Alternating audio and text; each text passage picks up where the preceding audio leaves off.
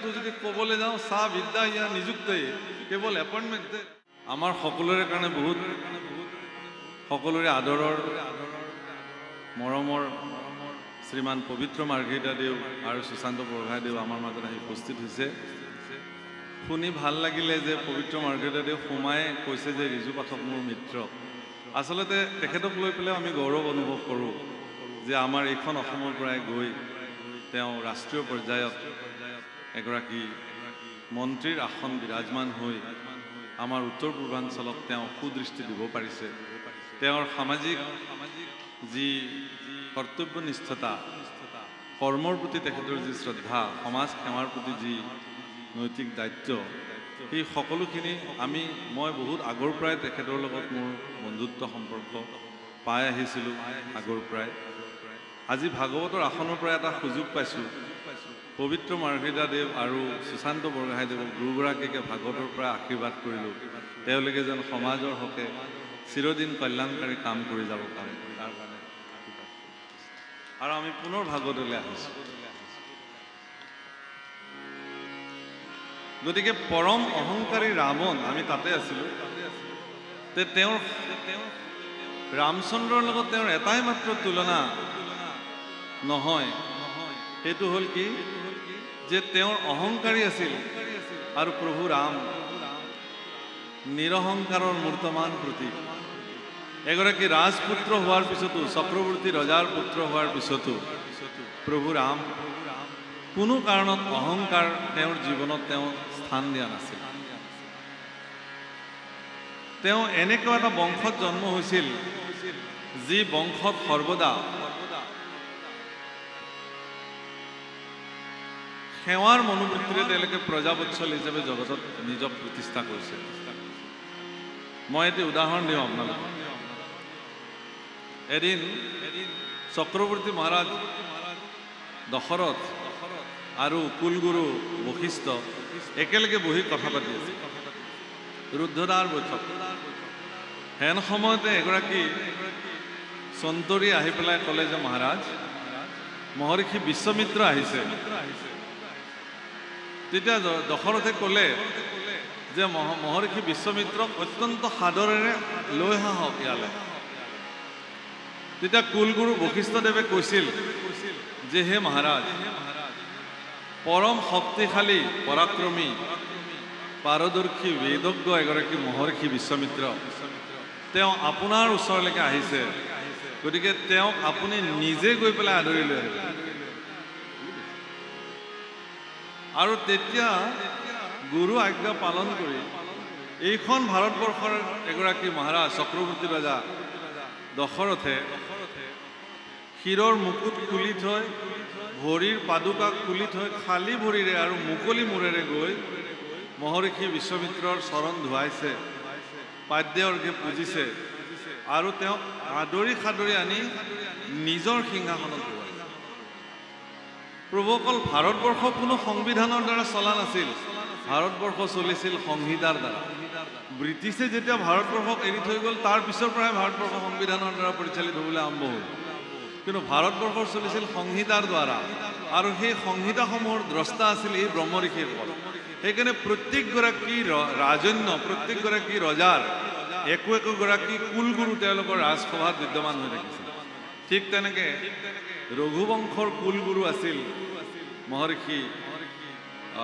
বশিষ্ঠ তেওঁৰ নিৰ্দেশত তেওঁ চলাইছিল যিকোনো আপৎকালীন স্থিতিত যিকোনো বিপদৰ সময়ত তেওঁলোকে কুলগুৰুৰ পৰা পৰামৰ্শ লৈছিল আৰু সেই ধৰ্মজ্ঞ পুৰুষসকলে যি উপদেশ পৰামৰ্শ দিছিল সেইমতে প্ৰজাবৎসল ৰজাবিলাকে প্ৰজাৰ হিত সাধন কৰি ৰাজ্য শাসন কৰিছিল আৰু তেনেকুৱা এগৰাকী ৰজাৰ পুত্ৰ শ্ৰী ৰামচন্দ্ৰ তেওঁ যেতিয়া বনবাস কালত আছিল তেওঁ প্ৰতিগৰাকী বনবাসত থকা প্ৰতিগৰাকী ঋষি মহৰ্ষিৰ চৰণৰ ধূলি এজন এজনকে ঋষিৰ চৰণৰ ধূলি শিৰত অভিষেক কৰিছিল প্ৰত্যেকগৰাকী অত্ৰি ঋষিৰ ওচৰত যেতিয়া ভগৱান ৰামচন্দ্ৰ আহিছিল অত্ৰি ঋষি জানিছিল যে এইজনটো প্ৰভু ভগৱান স্বয়ং ৰামচন্দ্ৰ কিন্তু তাৰ পিছতো ৰামচন্দ্ৰই অত্ৰি ঋষিৰ চৰণত ধূলি যেতিয়া শিৰত অভিষেক কৰিছিল, অত্ৰি ঋষিয়ে কিন্তু তেওঁক আশীৰ্বাদ কৰিছিল, অগস্ত্যই আশীৰ্বাদ কৰিছিল, সকলো ঋষিয়ে তেওঁক আশীৰ্বাদ কৰিছিল। আৰু সকলো ঋষিৰ আশীৰ্বাদৰ দ্বাৰা প্ৰভু ৰাম পৰম শক্তিশালী ৰূপত তেওঁ অৱস্থান কৰিছিল।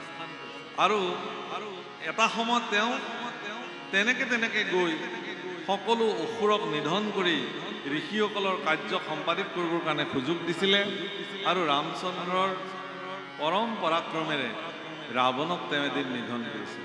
কিন্তু যিদিনাখন তেওঁ ৰামচন্দ্ৰই যিদিনাখন ৰাৱণৰ লগত যুদ্ধ কৰিবলৈ যায়, ৰাৱণ আহিছিল পুষ্পক ৰথত আৰু প্ৰভু ৰাম খোজকাঢ়ি খালী ভৰিৰে গৈছিলে যুদ্ধ কৰিবলৈ।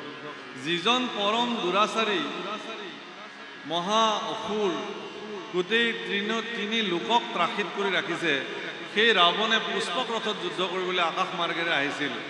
আৰু জগতৰ ঈশ্বৰ প্ৰভু ভগৱান শ্ৰীৰাম তেওঁ খালী ভৰিৰে তপ্ত বালিত হাতত ধনুকাৰ লৈ যুদ্ধ কৰিবলৈ গৈছে। এই দৃশ্য যেতিয়া বিভীষণে দেখিছে, তেতিয়া বিভীষণৰ চকু পানী ওলাইছে। গোস্বামী তুলসীদাসে এই সন্দৰ্ভত খুব ধুনীয়া সংস্কৃততে ভজন ৰচনা কৰিছে। শ্ৰীৰামচন্দ্ৰ কৃপাল ভজ মন হৰণ ভৱ ভয় দান। শ্ৰীৰামচন্দ্ৰ কৃপাল ভজ মন হরণ ভব ভয় দান।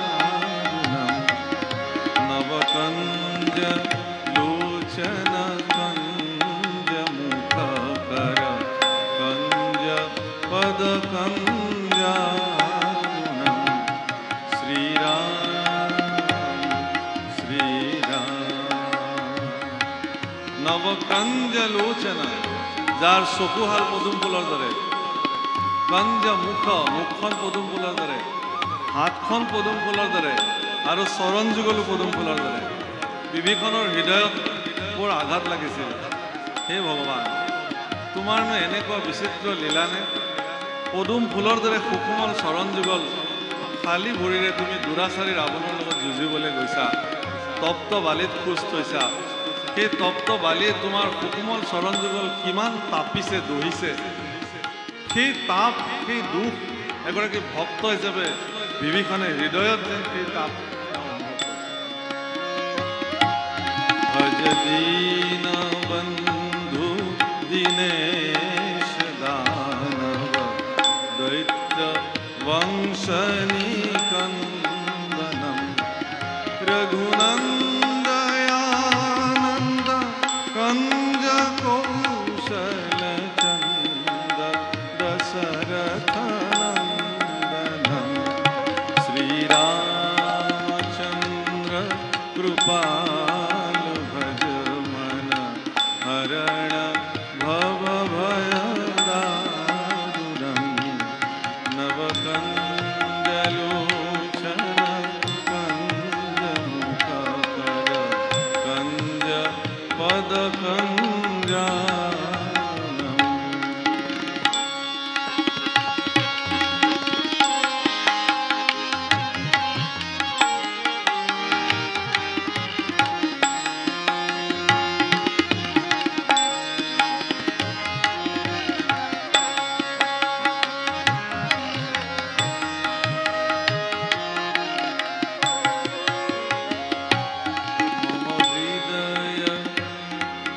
মম হৃদয় কঞ্জ নিবাস কুরু কামদে খলদল কঞ্জনম। মই এই পদফাকি এইকাৰণে গাইছো, গোস্বামী তুলসীদাসে কি বুলি কৈছে? মম হৃদয় কঞ্জ নিবাস কুরু। হে ভগৱান, মোৰ হৃদয় পদুম ফুলত তুমি আহি নিবাস কৰা। খুব ধুনীয়াকে কৈছে।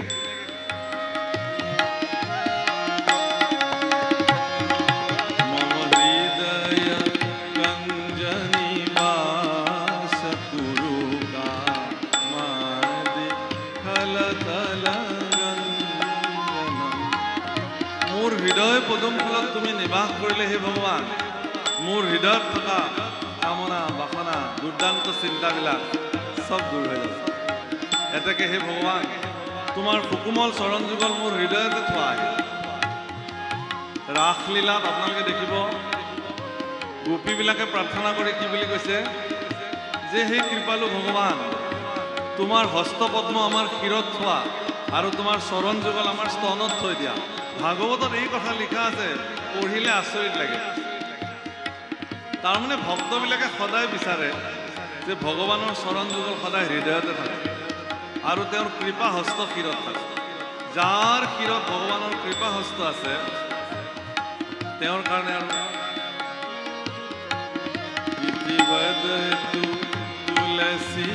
তুলসীদাস শংকৰ শেষ মুনি মনোৰঞ্জনম মম হৃদয় পঞ্জনি বাস কুৰু কামাদি তলতল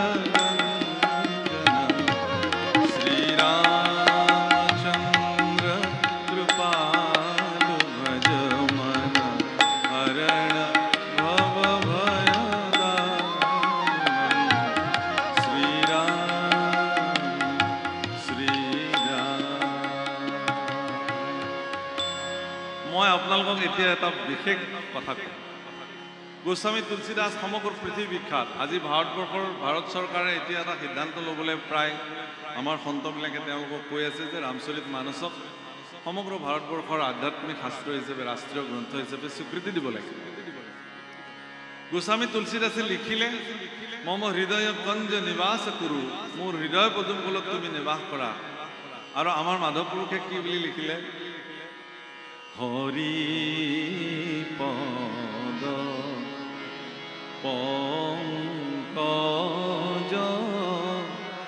পঞ্জৰ মোই তামৰ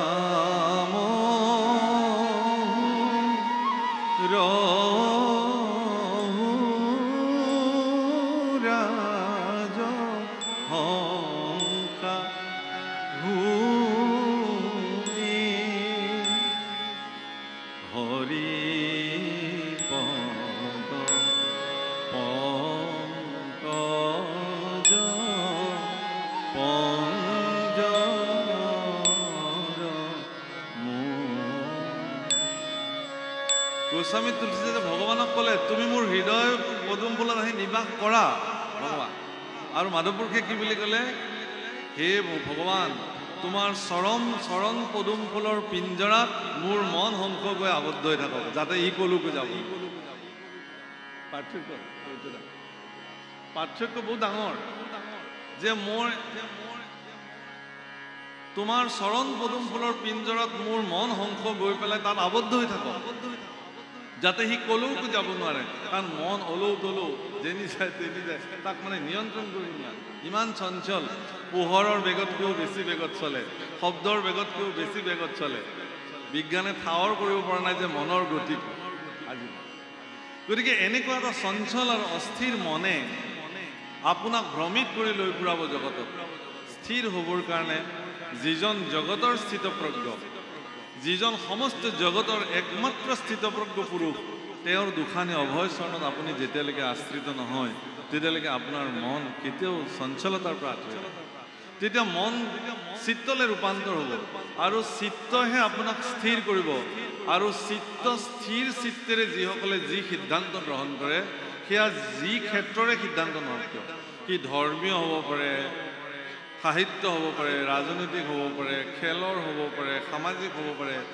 যি ব্যক্তি যি ক্ষেত্ৰত আছে প্ৰভু অকল মনত ৰাখিব ঈশ্বৰ সেৱা সকলো ক্ষেত্ৰৰ পৰাই কৰিব পাৰে কেৱল যে ধৰ্ম ক্ষেত্ৰত ধুতি পিন্ধি পুতা লৈ পেলাই নাম গাই থাকিলেই যে ধৰ্ম কাৰণ এনে নহয় ইচ্ছা কৰিলে যি ব্যক্তি যি স্থানতে নাথাকক কিয় তাৰ পৰাই ভগৱানৰ সেৱা কৰিব পাৰে কেৱল সদিচ্ছাৰ প্ৰয়োজন আৰু এটা স্থিতপ্ৰজ্ঞ মনৰ প্ৰয়োজন সেই স্থিতপ্ৰজ্ঞ মনটোৱে যেতিয়া তেওঁক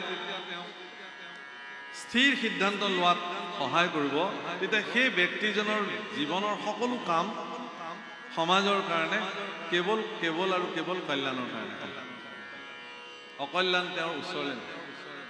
এই সকলোৱে আমাৰ ল'ৰা ছোৱালীবিলাকক শিকাব লাগে যে তুমি কিতাপত বহাৰ আগতে সেই ভগৱান মই যাতে ভালকৈ পঢ়িব পাৰোঁ, মোৰ যাতে পৰীক্ষা ভাল হয়, মই ডাঙৰ হৈ যাতে এটা ভাল চাকৰি কৰি বহুত টকা উপাৰ্জন কৰিব। মানুহে এনেকুৱা কথা শিকায় ল'ৰা ছোৱালী নহয়। তেওঁক মানে আমাৰ ভাৰতবৰ্ষৰ সনাতনী পৰম্পৰাত কৈছে সা বিদ্যা ইয়া বিমুক্তয়ে। বিদ্যা এনেকুৱা এটা বস্তু সি আপোনাক মুক্ত কৰিব পাৰে, বিমুক্তয়ে। কিন্তু এতিয়াৰ বিদ্যা শিক্ষাকটো যদি ক'বলৈ যাওঁ সা বিদ্যা ইয়া নিযুক্তয়ে, কেৱল এপইণ্টমেণ্ট মানে অমুক ফেকাল্টিত মোৰ ল'ৰাটোক দিম, পাছ কৰি ওলোৱাৰ লগে লগে চাকৰি পাব লাগে, পোষ্ট হ'বনে নাই। কিন্তু ভাৰতবৰ্ষৰ শিক্ষা ব্যৱস্থা তেনেকুৱা নাছিলে।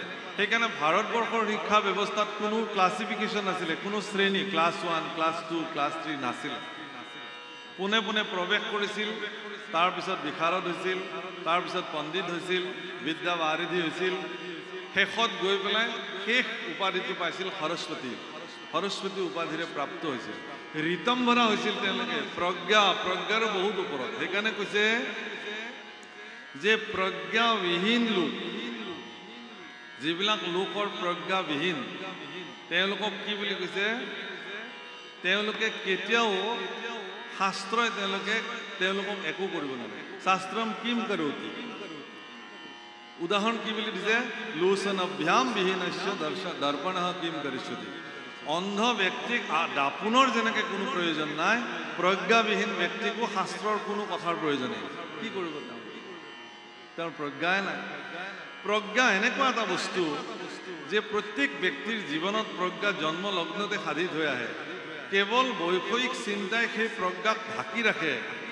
কৃষ্ণ সাধনাৰ জৰিয়তে সেই প্ৰজ্ঞাক উন্মুক্ত কৰিলে তেওঁ জ্ঞানী হৈ যায়, জগতৰ কাৰণে কল্যাণকাৰী সত্তালৈ ৰূপান্তৰ হৈ যায়, ঈশ্বৰৰ প্ৰিয় পাত্ৰ হয়, ভক্তিযুক্ত হয়। আৰু সেই কথাকে ইয়াত বাৰম্বাৰ বৰ্ণন কৰিছে।